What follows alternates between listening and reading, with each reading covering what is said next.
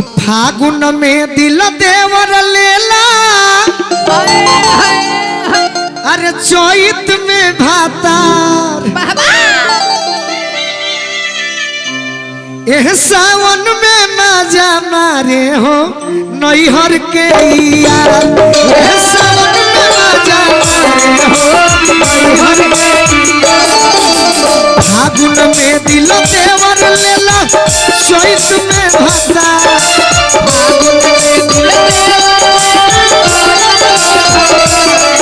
अरे फागुन में दिल देवर लेला, चैत में भातार।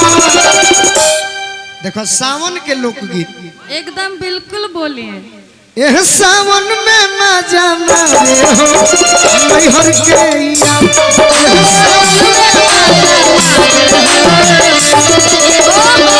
एह सावन में मजा मारे हो नैहर के यार।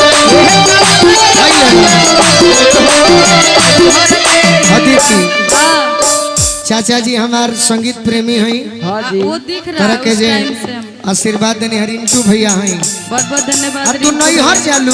हाँ। अच्छा डॉक्टर साहब के ससुर जी जय हो जय हो। हमारा तो हंसी बरता का जाने का है पूरा दिल खोल दिए हैं आज। बाबूजी हैं, गार्जियन हैं, बार बार प्रणाम करो। बहुत बहुत धन्यवाद। ए अदिति छीट दे अदिति, बाकी 10 टकिया लुटा रहे हैं ना। छोड़ा ना अब गाना मत भाड़ो। हाँ। बाबूजी के प्रणाम करो और कुछ ना करो। बाबूजी बड़े से नहीं कि कह सार रही थे तो उनकर बहनी के गाड़ी दे रही थी। बाबूजी बड़े, बाबूजी बड़े, बाबूजी गार्जियन तारा बारे में सुननी है। बताइए। जालू नई हर गोरी सावन में जालू, हाँ जी जालू नई हर गोरी राखी के बहाने,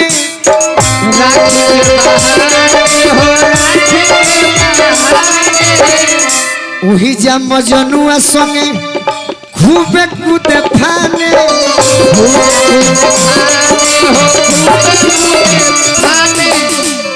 तारे बारे में हम सुननी अभी 2 मिनट पहले। काउची तीन तीन गो कुकुर रखलू रहलू जब कुआर, तीन तीन गो कुकुर रखलू रहलू जब कुआर, एह सावन में मजा मारे हो नैहर के यार।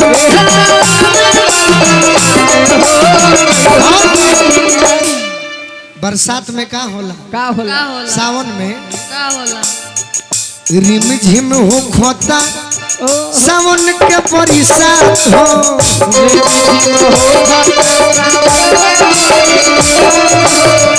रिम झिम हो खोता सावन के बरसात हो। बहुत सुहाना मौसम होला। वही में चालू बा बसवारी मुलाकात हो,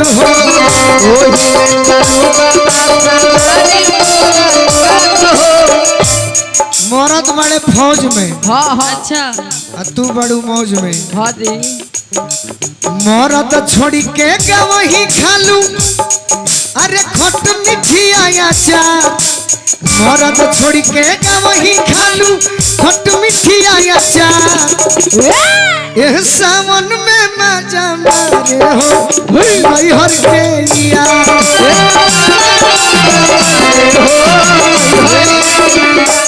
और एगो बात सुन ले बानी, गीत पूरा कर दे दी। एकदम आप पूरा गाइए तब। केहू के पुरूब एने भैया पुरूब केने परत हो यानी नु तो पश्चिम हेने हो जाई। केहू के पुरूब, केहू के पुरूब पश्चिम भरी कोई,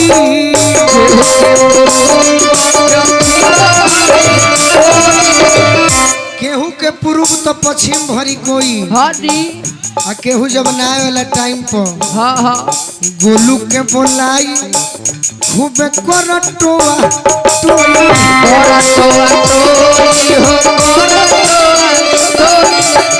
अभी हम अपना मन नहीं की कह जे लिखले बा ओकरा के दोस्त बा। हम जान रहे हैं। अति सुंदर बाबा शिकारी नहीं हरया के गरदा देली कबा, बाबा शिकारी नैहर अक्का करदा दिल कबा एहो सावन में मजा मारे हो नैहर के यार